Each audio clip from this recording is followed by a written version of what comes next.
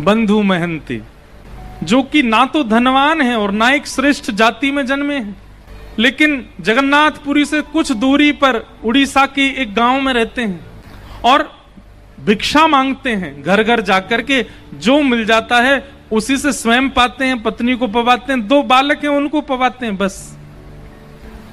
लेकिन कभी कभी ठाकुर जी इतनी परीक्षा ले लेते हैं कि आज 5 दिन निकल गए और बंधु महंती को पाने के लिए किसी ने भिक्षा नहीं दी है। पत्नी व्याकुल है और पता क्या करते हैं, बंधु महंती का नियम है, भिक्षा लेकर के आते हैं घर घर से या बैठ जाते हैं रोड के किनारे, जो दे देता है उसको ला करके पत्नी बच्चे और स्वयं पा लेते हैं। और पवाने के पीछे शर्त रखते हैं, क्या? पाने के बाद नाम जप करोगे, ठाकुर जी का स्मरण करोगे, भजन करोगे, कीर्तन करोगे। करताल बजा करके अपनी पत्नी बच्चों के साथ कीर्तन करते हैं। 5 दिन हो गए, अन्न नहीं पाया तो पत्नी बोली, अब तो अन्न मिला नहीं तो फिर कीर्तन भी नहीं होगा। अन्न मिलेगा तो कीर्तन होगा ना, कुछ खाने को मिलेगा, पेट में जाएगा तभी तो स्वर निकलेगा, तभी तो ताल बजेगी, तभी तो नृत्य होगा, कीर्तन रुक जाएगा। अब बंधु महंती को इस बात की चिंता नहीं है कि अन्न नहीं मिल रहा है, उसको इस बात की चिंता कीर्तन नहीं करेगी। सब जगह जाते हैं, चरणों में गिर गिर करके कहते हैं कि मुझे कुछ दे दीजिए, कुछ घर में बनेगा, ठाकुर जी को निवेदित करेंगे तो फिर कीर्तन नहीं रुकेगा।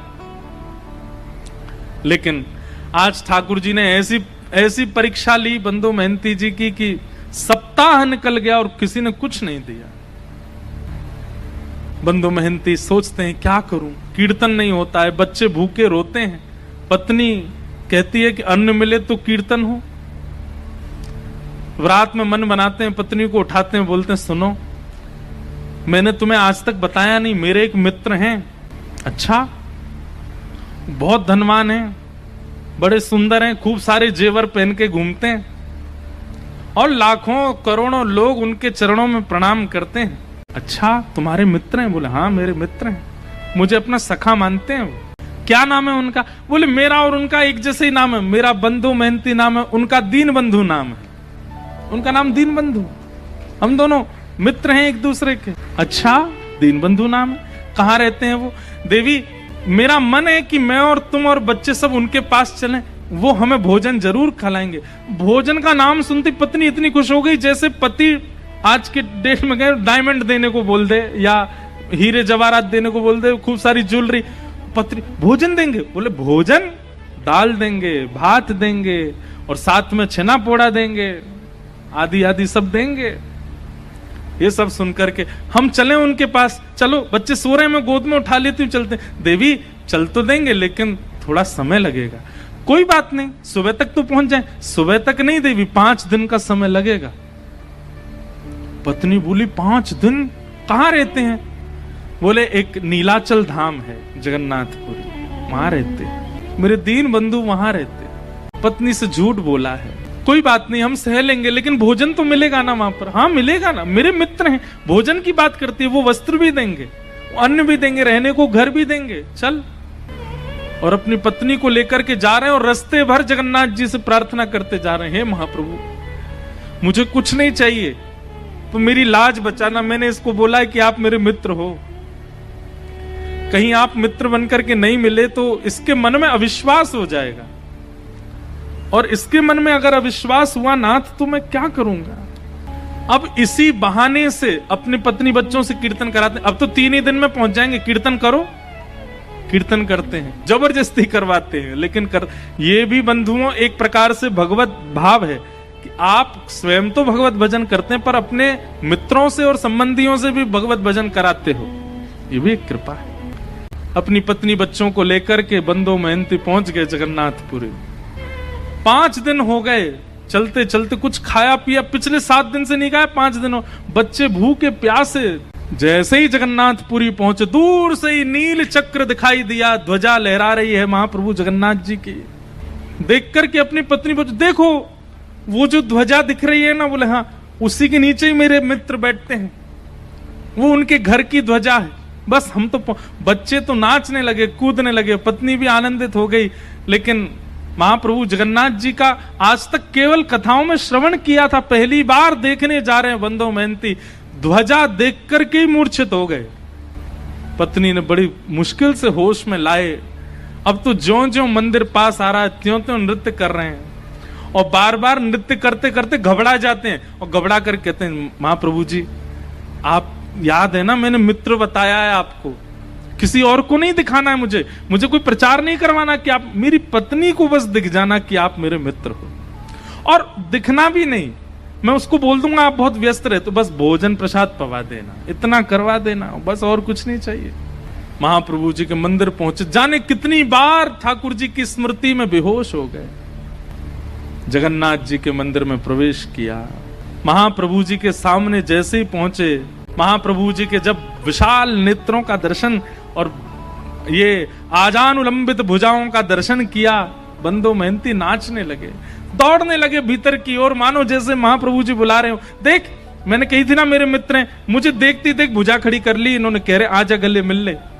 हाँ भुजा तो जाओ मिल लो, अभी नहीं ना, अभी वस्त्र नहीं धुले मेरे, अच्छे स्वस्थ वस्त्र पहनूंगा, ना धो के तैयार तब जाऊंगा भीतर।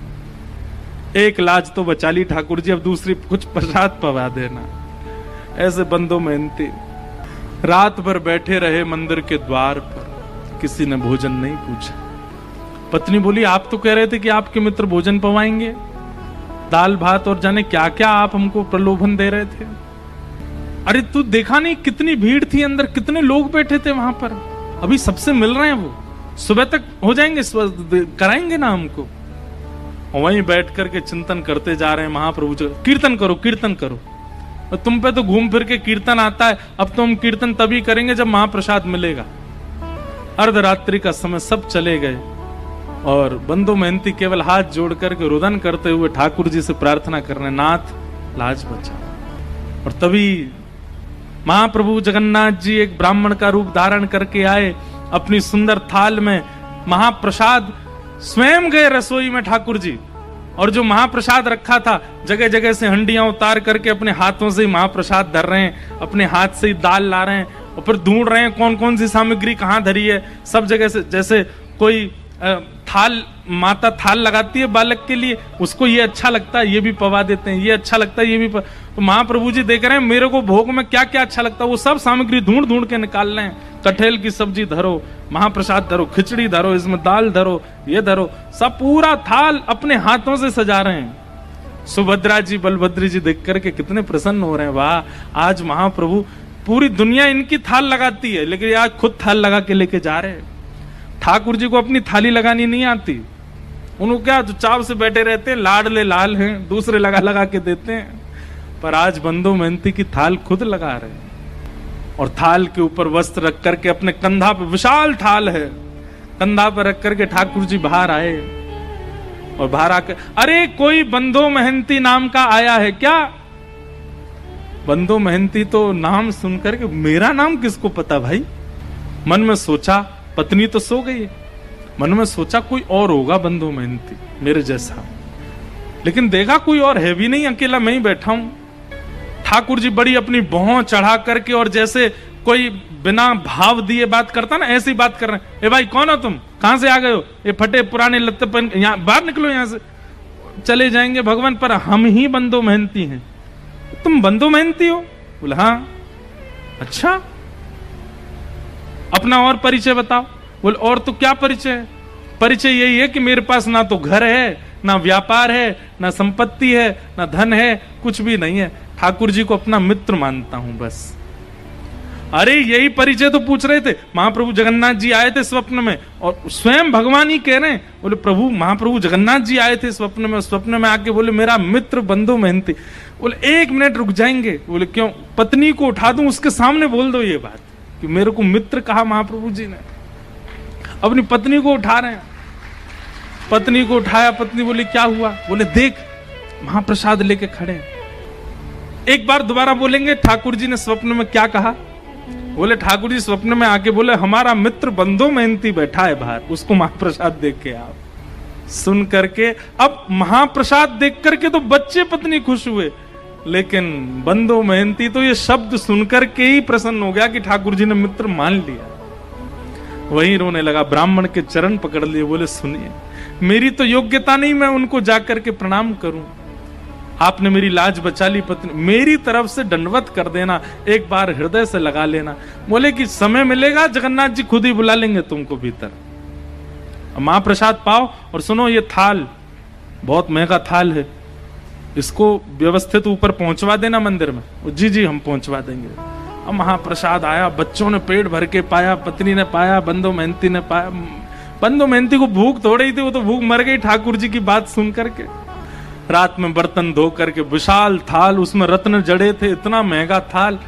अब वो तो पूरे घूम आए मंदिर के आसपास, कोई मिला नहीं। बोले थाल किसको दूं मैं? ठाकुर जी की लीला, ना द्वार पर कोई है, ना कहीं कोई स्थान है रखने का। और मन में सोच रहे मैं कहीं भी रख के चला जाऊं तो कोई ले गया तो, अपने पास छुपा करके थाल को धर लिया। सुबह होगी, द्वार खुलेंगे तो भीतर दे दूंगा पुजारी जी को।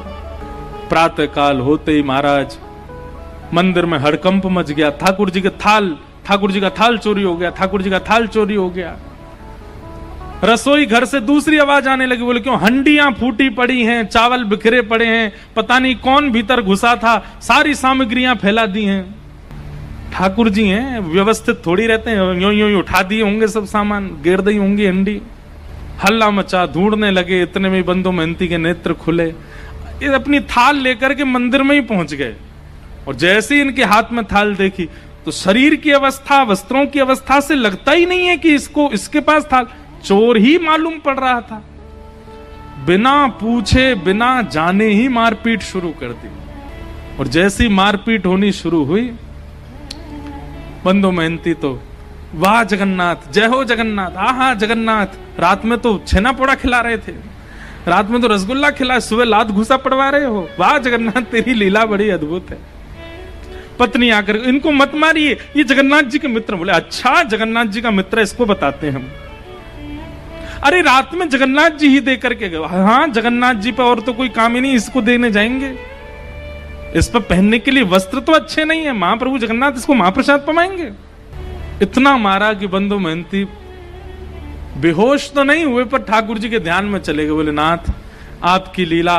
बंधु मेहंती चिंतन कर रहा, वाह नाथ आप चाहो तो सब कुछ देते हैं और आप चाहो तो मारते पीटते भी। ठाकुर जी तुरंत दैतापति राजा के स्वप्न में गए और कहे, बोले मेरा परम सखा बंधु मेहंती यार, तुम्हारे लोग उसको मार रहे हैं, अभी जाओ जाकर के उन लोगों को रोको और उन सबको बताओ। उनका दिमाग नहीं चलता, खुद वो स्वयं नहीं विचार कर सकते। जब मंदिर का ताला नहीं टूटा है, मंदिर के अंदर के सांकर तक नहीं खुली है, तो फिर भीतर से थाल बाहर कैसे चला गया?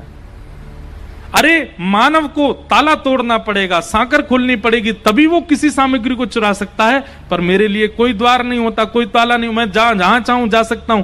बता दो, थाल वो नहीं लेके आया, मैं दे के आया। राजा ने आकर के सबको रोका। बोले क्यों मार रहे हो? इन्होंने बोले थाल चुराया, ताला खुला हुआ मिला था क्या? बोले नहीं। बोले रसोई घर में सब सामग्री फैली थी। बोले रसोई के ताले खुले हुए? तो बोले नहीं। बोले भाई जब ताले ही टूटे नहीं तो फिर ये सामग्री बाहर कैसे आई? विचार किया तुमने? स्वयं जगन्नाथ जी देख करके गए, जगन्नाथ जी की आज्ञा बता करके क्षमा मांगी और महाप्रभु जगन्नाथ जी ने आज्ञा कर दी। बोले आज से हमारे मंदिर में सब जो भी कुछ धन राशि आती है, जो भी वो सब सेवा बंधु मेहंती को प्रदान करो, इनको हमारे मंदिर की सेवा दे दो।